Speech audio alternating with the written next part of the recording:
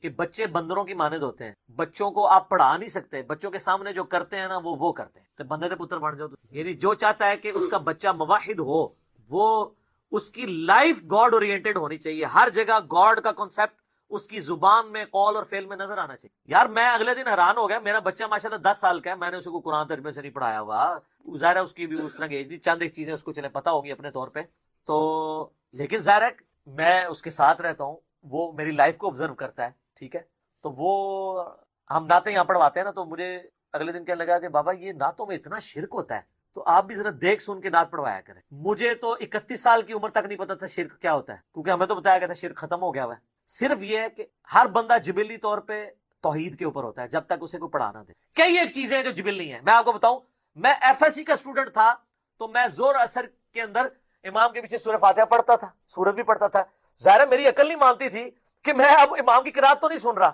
تو خاموش کھڑا رہوں، بیٹھ کے نمیریکل حل کرتا رہوں اپنے اسکول کے۔ تو میں یعنی بالغ ہونے سے پہلے بھی نماز پڑھا کرتا تھا، اس کے بعد بھی، تو میں نماز میں سورہ فاتحہ یہ سب کچھ پڑھتا تھا، زور اثر کی بات کر رہا ہوں، اور مغرب اور عشاء کی آخری رکعتوں میں جس میں امام خاموش ہوتا ہے۔ میری بدقسمتی کے ہمارے مفتی صاحب ایک دن ملے، تو بات ہوتے انہوں نے کہا کہ نہیں امام کے پیچھے تو فاتحہ پڑھنے والے کے منہ میں انگارا۔ تو میں ان سے کہتا تھا کہ یہ کیسے، مطلب میں مانوں اس بات کو کہ اب خاموش کھڑے رہے، ہم کہتے ہیں خاموش کھڑے رہے، وہ تو میں بعد میں پتا چلا کہ یہ تو مسئلہ ہی بہت چھوٹا ہے۔ اس سے بڑا مسئلہ یہ ہے کہ اگر کوئی مقیم مسافر کے پیچھے نماز پڑھے اور امام مسافر 2 پڑھ کے سلام پھیر دے، تو مقیم جو باقی 2 پوری کرے گا ان 2 میں بھی خاموش کھڑا رہے گا، کیونکہ وہ تصور ہوگا کہ امام کے پیچھے ہے۔ یہ کراچی کے مفتی صاحب نے بھی اس کا دفاع کیا ہے بغیر دلیل کے، انہوں نے کہا ایسا ہی ہوا کرتا ہے، لیکن ان کو نہیں پتا اب نہیں ہوا کرتا۔ کیوں؟ آپ لوگوں میں ایک نعرہ ہے کہ نہ میں وابی نہ میں بابی، میں ہوں مسلم علمی کتابی۔ تو آپ خود گاڈ اورینٹڈ بنے، اپنی زندگی میں اللہ کو لے کے آئیں، اللہ کا تصور، اور لوگوں سے جب بات کریں، گھر والوں سے بات کریں تو خدا اس کے اندر جھل۔ نبی علیہ السلام کی ہر چیز اللہ کے گرد تھی، ہم لوگ تو اللہ کو نکال کے انڈرسٹوڈ ایک اخلاقیات میں باتیں کر رہے ہوتے ہیں۔ ہمیں اپنے بچوں کو ہر معاملے میں یہ کہنا چاہیے کہ اللہ ناراض ہوتا ہے، اللہ کا یہ حکم ہے اس طرح، اور ان کو بتائیں کہ بھائی میں تو اپنے بچوں کو کہتا ہوں کہ میرا تو دل کرتا ہے تو تمہاری حرکتیں تمہارے منہ پہ تھپڑ ماروں، لیکن نبی علیہ السلام نے چہرے پہ مارنے سے منع کیا ہے، لیکن میں کیا کروں، میرا غصہ ٹھنڈا نہیں ہوتا جب تک منہ نہ توڑوں تمہارا، لیکن میں بچتا ہوں کہ نبی علیہ السلام نے چہرے پہ مارنے سے منع کیا ہے۔ تو ہر چیز نبی علیہ السلام، اللہ تعالیٰ اس کے فرامین کے گرد اورینٹڈ ہو، تو پھر آپ دیکھیں گے کہ آپ کو سکھانے کی ضرورت نہیں پڑے گی، خود بخود بچے سیکھیں گے، اور ایون آپ کو، کیونکہ وہ جبلت کے اوپر ہے۔ اگلے دن مجھے میرا بچہ کہتا ہے وہ بابا جو میرے لیپ ٹاپ پہ تو عجیب و غریب قسم کی گندی تصویریں آ جاتی ہیں، تو فرحان انکل آئے تو مجھے یہ آپ نے نکلوا کے دینی ہے، میں نے بڑی کوشش، تو میں نے تو اس کو کہا یہ گندی تصویریں ہوتی ہیں جو سائڈ پہ اشتہار کھل جاتے ہیں، اس کو تو ابھی اس کی عمر بھی اتنی نہیں ہے کہ اس کو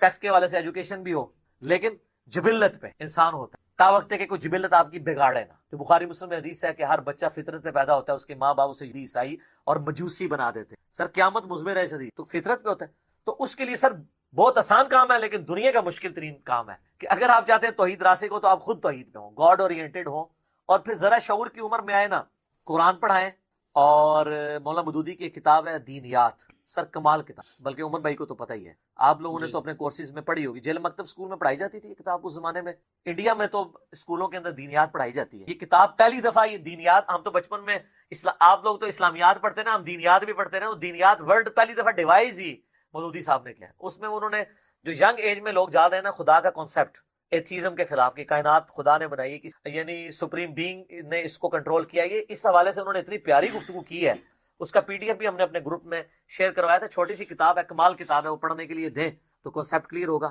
لیکن کتابی باتیں کتابوں میں رہ جاتی ہیں جب تک آپ پریکٹیکلی خود گاڈ اورینٹڈ نہیں ہوں گے۔ جو ماں باپ خود سگریٹ، مجھے ابھی کل بچہ میرا بتاتا ہے کہ بابا میرا ایک دوست ہے کلاس فیلو، تو وہ کتنے عرصے سے سگریٹ پی رہا ہے، تو گھر سے وہ پیسے مانگ کے لے کے جاتا تھا ماں باپ سے کہ جی آج مس نے اس کام کے لیے مانگے یا اس کام کے لیے، وہ چھوٹا بچہ وہ سگریٹ پیتا ہے، تو وہ پھر دکاندار نے شکایت کی کہ آپ کا بچہ سگریٹ پیتا ہے، تو باپ نے اس کو پھر مارا۔ تو میں نے اس سے پہلا سوال کیا کہ وہ جو جس باپ نے مارا ہے وہ بھی سگریٹ پیتا ہے، تو کہتا ہے بابا اس کے بابا بھی پیتے، تو میں نے کہا وہ سگریٹ کبھی نہیں چھڑوا، کیوں؟ فاربیڈن فروٹس آر آلویز، جبکہ آپ خود بھی کھا رہے ہو، جو آپ کام خود کر رہے ہیں، آپ کس طرح کسی کو منع کر سکتے ہیں کہ یہ کام کرنا جو ہے وہ برائی ہے؟ وہ کہتا ہے یہ کر رہے ہیں تو پھر مجھے کس طرح روک رہے ہیں؟ جو مائیں خود نماز نہیں پڑھتی، جو باپ خود جمعے کی نماز کے لیے بھی نہ جائیں، وہ اپنے بچوں کو کہے کہ بچہ نماز پڑھو، تو یہ اسی طریقے سے ہے جیسے ٹی وی پہ آ کے بڑے بڑے لوگ ہمیں اخلاقیات کا درس دے رہے ہوتے ہیں، خود زندگی میں انتہائی بد اخلاق لوگ ہوتے ہیں۔ بس یہ اسی طریقے کتابی باتیں کر کے سائڈ پہ پریکٹیکلی خود اپنے اوپر طاری کریں اس چیز، اور قرآن سب سے بہتر کتاب ہے کسی کو توحید سکھانے کی. یا ایھا الذین آمنوا، اے اہل ایمان، لا تتخذوا آباءکم و اخوانکم، مت بناؤ اپنے ماں باپ کو، اپنے بھائیوں کو، اولیاء، اپنا دوست. کس صورت میں دوست نہ بناؤ؟ ان استحبوا الکفر علی الایمان، اگر وہ ایمان کے مقابلے میں کفر کی روش اختیار کرتے ہیں نا تو تمہاری کوئی جگری یاری ان کے ساتھ نہیں ہونی چاہیے. مطلب کیا؟ پرائورٹی اللہ اور اس کے محبوب صلی اللہ علیہ وآلہ وسلم کی نسبت ہے. ایک تمہارا رشتہ دار نہیں ہے نا اور وہ اللہ اور اس کے پیغمبر کا ماننے والا ہے نا، اس سے تمہاری جگری یاری ہونی چاہیے. اور ایک تمہارا سگا رشتہ دار بھی ہے نا، اگر وہ اللہ اور اس کے رسول کا باغی ہے تو پھر اس کے ساتھ کوئی لحاظ والا معاملہ نہیں. ہاں دنیا میں معروف طریقے سے تو وہ چلنا ہی چلنا ہے، لیکن وہ لحاظ نہیں ہوگا. حتیٰ کہ حضرت نوح علیہ السلام کا جب بیٹا ڈوبا ہے اور انہوں نے کہا یہ میرے اہل بیت میں سے ہے، تو اللہ تعالیٰ فرمایا یہ تمہارا اہل ہی نہیں ہے، کیونکہ اس کے اعمال کافروں والے ہیں. پیغمبر کے جسم کا ٹکڑا ہو کے بھی اللہ نے کہا ہے کہ یہ تمہارا رشتہ دار نہیں ہے، تو باقیوں کے رشتہ دار تو شاہی کوئی نہیں اگر وہ کفر کی روش کو اختیار کرتے. سرکار یہ قرآن والا جو دین ہے نا جی، یہ بڑا مشکل ہے. ادھر تو سب کچھ سینٹرڈ اراؤنڈ گاڈ ہے. جو گاڈ کا ماننے والا ہے وہ آپ کے سر کا تاج ہے، چاہے وہ آپ کے دشمن خاندان سے بھی تعلق رکھتا ہے. آپ نے پھر یہ لحاظ نہیں کرنا. میں آپ کو اپنا بتاؤں، ہمارے کئی ایسے ریلیٹیوز ہیں جن سے یعنی ہمارے آباء و اجداد کے زمانے سے بول چال بند، 25 30 40 سال سے ایک دوسرے کو دشمن ڈکلیئر کیا ہوا ہے، لیکن آج ان کے بچے کالج یونیورسٹیز میں اسٹوڈنٹس ہیں، یہاں آتے ہیں، ملتے جلتے ہیں، کوئی مسئلہ نہیں. ان کی وجہ سے بڑوں نے بھی آنا شروع کر دیا. یعنی اسلام ایک ایسا رشتہ ہے جو سارے رشتوں سے آپ کو آزاد کر دیتا ہے. اب ہماری نظر میں اب ہم اس چیز کو پیٹیں کہ جی ہمارے آباء و اجداد کے ساتھ انہوں نے زیادتی کی تھی یا ہماروں نے ان کے ساتھ زیادتی کی تھی. ہماری تو جہاں مرضی جائیں گے، ہم تو اپنی آخرت کی فکر میں. ہمیں تو وہ اچھا لگتا ہے جو اللہ اور اس کے رسول کی وجہ سے عز و جل و صلی اللہ علیہ وآلہ وسلم ہم سے تعلق رکھے ہوئے اور ہم اس سے تعلق رکھے ہوئے. رشتہ داریاں کیا چیز ہے؟ قریب ہونا کیا چیز ہے؟ تو یہی تو صحابہ کرام میں تھا. جنگ میں اس طرف باپ کھڑا ہے، دوسری طرف بیٹا کھڑا ہوا ہے، اور یہ بڑا مشکل ڈیسیجن تھا. شکر ہے ہمیں اس لیول پہ نہیں اترنا پڑا.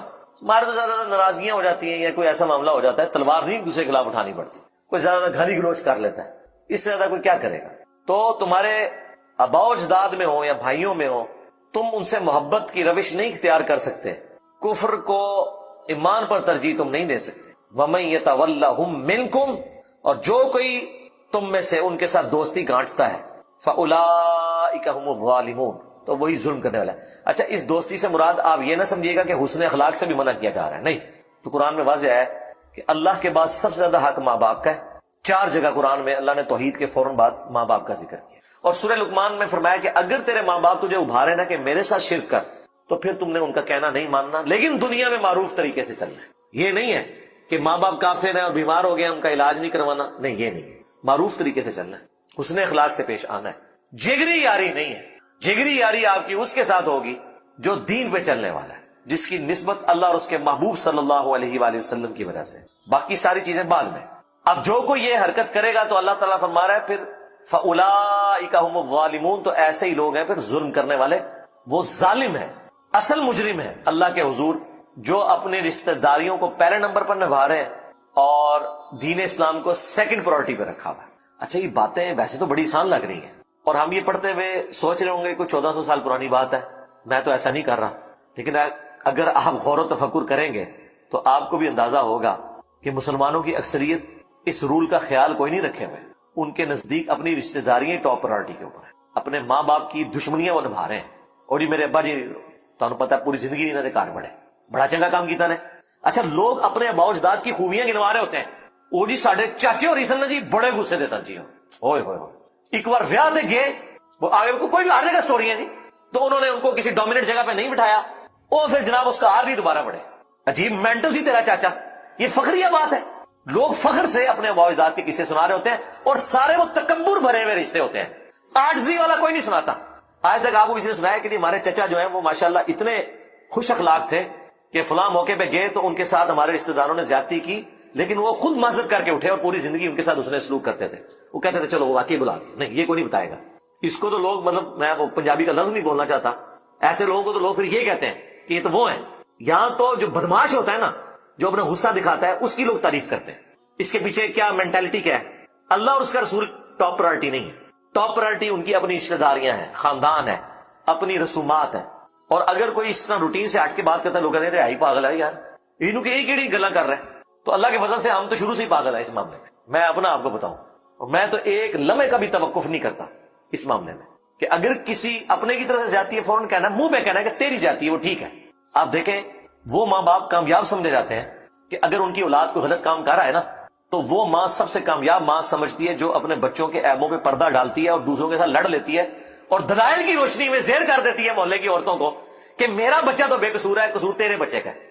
آپ نے آج تک کوئی ماں دیکھی ہے کہ بچے نے شرارت کی ہو اور گھر آئے، لڑائی ہوئی ہو اور دوسرے شکایت لے کے گھر آئے اور شواہد کی بنیاد پہ اسے پتا چل جائے کہ میرے بچے کی زیادتی ہے اور وہ اپنے بچے کو ڈانٹے؟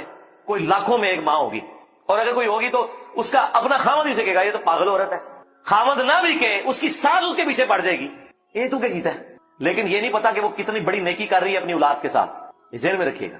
یعنی مجھے پتا ہے کہ ہم اگر وہ غلط کام باہر کر کے آ جائیں تو ہمارے ماں باپ تو ہمارا ایک لمحے کا بھی لحاظ نہیں کرتے تھے، چاہے غلطی دوسرے کی بھی وہ پھینٹی ہماری لگتی تھی اور وہ پھینٹیاں کام آئی ہیں، قبلہ صحیح رہتا ہے. لیکن اگر آپ شہ دیں گے، اور میرے ساتھ کے لوگ تھے، میں آج ان کو دیکھتا ہوں جس طرح وہ ذلیل ہو رہے ہیں تو میں کہتا ہوں یہ تمہارے ماں باپ کا قصور تھا. واقعی تم جب بچپن میں اس طرح کی حرکتیں کرتے تھے، مجھے یاد ہے کہ تمہاری ماں کس طرح تمہیں سپورٹ کرتی تھی، اس کو تو اب نہیں کہہ رہے، اور تمہارا باپ اس وقت تمہاری پشت پہ کیسے کھڑا ہوا تھا، اس وقت تو لوگوں کو اچھا لگ رہا تھا.